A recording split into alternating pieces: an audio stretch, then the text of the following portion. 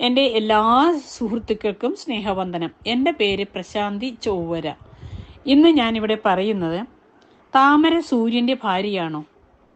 നേരത്തെ പഴമക്കാർ പറഞ്ഞു വന്നിരുന്നതാണ് താമര സൂര്യൻ്റെ ഭാര്യയാണെന്ന ചൊല്ല്. ഇപ്പോഴും ചില സ്ഥലങ്ങളിൽ ഇത് വിശ്വസനീയമായി തന്നെ തുടരുകയാണ്. ഇങ്ങനെ കരുതിപ്പോരാൻ കാരണം വ്യക്തമായ കാരണം തന്നെയുണ്ട്. സൂര്യൻ ഉദിക്കുമ്പോൾ വിടരുകയും അസ്തമിക്കുമ്പോൾ കൂമ്പുകയും ചെയ്യുന്നത് കണ്ടാൽ ആരാണ് അങ്ങനെ പറയാതിരിക്കുക?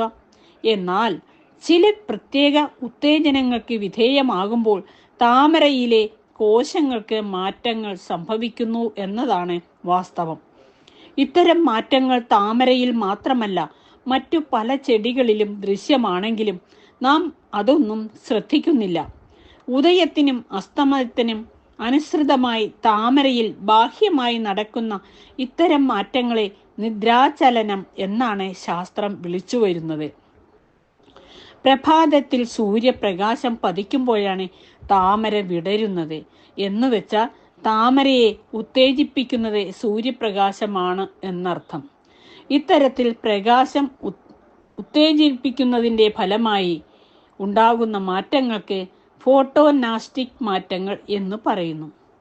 സൂര്യപ്രകാശം പ്രഭാതത്തിൽ താമരപ്പൂമൊട്ടിൽ പതിക്കുമ്പോൾ താമരപ്പൂവിതളിൻ്റെ അകത്തുള്ള കോശപാളികൾ വികസിക്കുന്നു.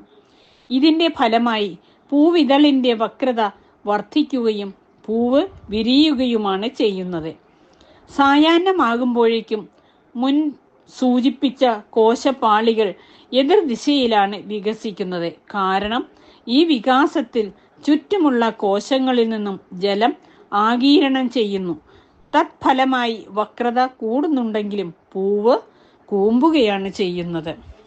എല്ലാവർക്കും വിഷയം ഇഷ്ടപ്പെട്ടല്ലോ. അടുത്ത വിഷയവുമായി അടുത്ത ദിവസം വരുന്നതാണ്. എല്ലാവർക്കും നന്ദി, നമസ്കാരം.